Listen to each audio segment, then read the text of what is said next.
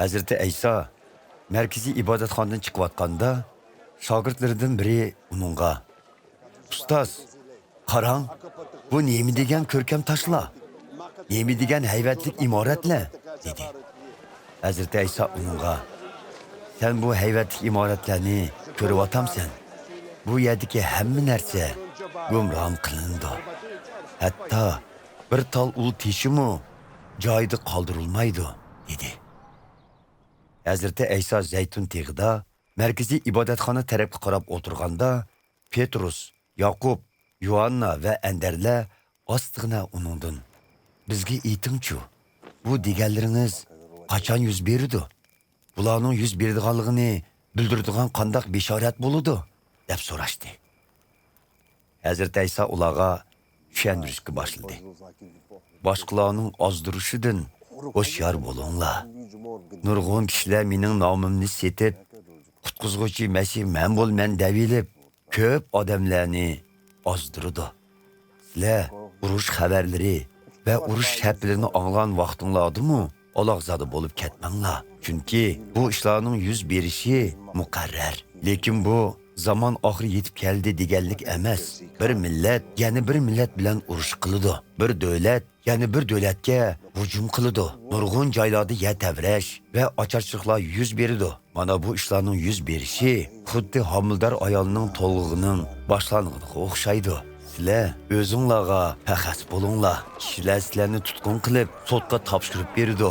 Ibodatxonalarda qamchilaydi. Sizlar menga ishoninglar uchun vali va podsholar oldida so'roqqa tortilsizlar. Buning bilan ular oldida mening guvohchilarim bo'lasizlar. Lekin xushxabar butkul millatlarga zaman oxirdan burun yetkazilishi kerak.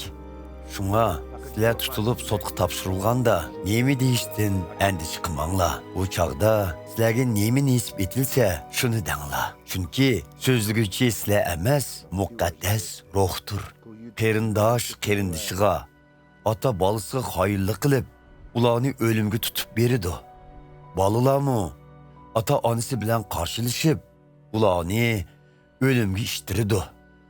Menga ishonganinglar uchun hamma odam sizlarga o'chmanlik qiladi. Lekin oxirgacha bardoshlik berganlar jazman qutqiziladi. Yerginishlik vayron qiluvchining o'zi turishga tegishli bo'lmagan yerda tug'ilini ko'gninglarda.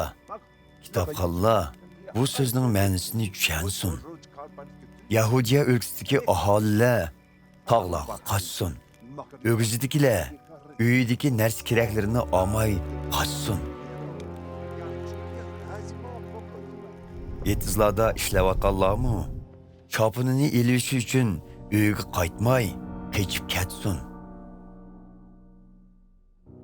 O kunlarda kechisi absiz bo'lgan homildor ayollar va bola emitadigan onalarning holi voy. Bu voqealarning qishga to'g'ri kelib qolmasligi uchun duo qilinglar. Chunki bu kunlardagi baloyi ofatlar Xudo olamni yaratgandan buyon ko'rilib boqmagan. Kelgusidimi ko'rilmaydi. Parvardigor o kunlarni azaytmasidi, hech kim qutulolmaydi. Lekin Parvardigor o kunlarni o'zi tanlaganlari uchun azaytgan. Agar u chaqda birislarga qaranglar, qutqizuvchi Masih bu yerda yoki qaranglar, Masih ana u yerda desa, ishonmanglar. Chunki soxta masihlar, soxta payg'ambarlar maydonga keladi. Agar mumkin bo'lsa-di, ular Xudo tanlaganlarni mo'jizalar va karomatlar bilan ozdirgan bo'ladi. Shuning uchun hoşyar bo'linglar. Men bularning hammasini aytish bilan sizlarni oldini ola ogohlantirib qo'ydim. O kunlardagi baloyi ofatlar o'tib ketgandan keyin quyosh qoriyib, oy yorug'lik bermas, yulduzlar osmondan to'kilib, osmon jismlari larziga kelar. O chaqda kishilar inson o'g'lining zo'r kuch-qudrat va shon-sharaf bilan butlar ichida kelayotganligini ko'rdi. İnson o'g'li farishtalarni avatib, o'zi tanıgan kishilarni olamning bir chetidan yana bir chetigacha dunyoning to'rt bulungdan yig'ib bir yerga jam qiladi. Anjir darg'idan saboq ilinglar. Uning shoxlari ko'pirib, yangi yo'pilmoq chiqarganda yozning kelishiga oz qolganligini bilasizlar.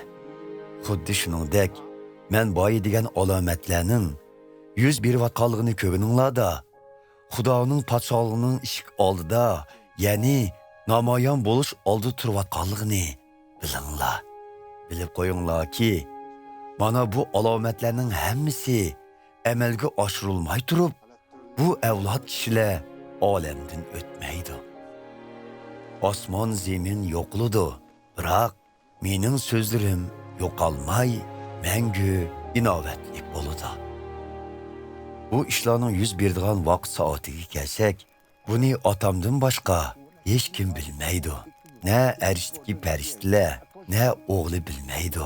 Faqat bo'linglar, sagak bo'linglar, chunki u vaqt soatning qachon keldiganligini bilmaysizlar. Bu safarga chiqmoqchi bo'lgan odamning ahvoliga o'xshaydi.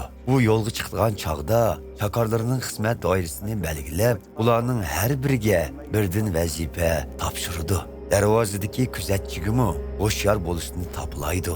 Shuningga o'xshash sizlarmi hoşyar bo'linglar. Chunki uyning xo'jayinining keladigan vaqtining kechqurunmi, tun yerimimi, qo'raz chilgan vaqtmi yoki sahar vaqtimi buni bilolmaysizlar.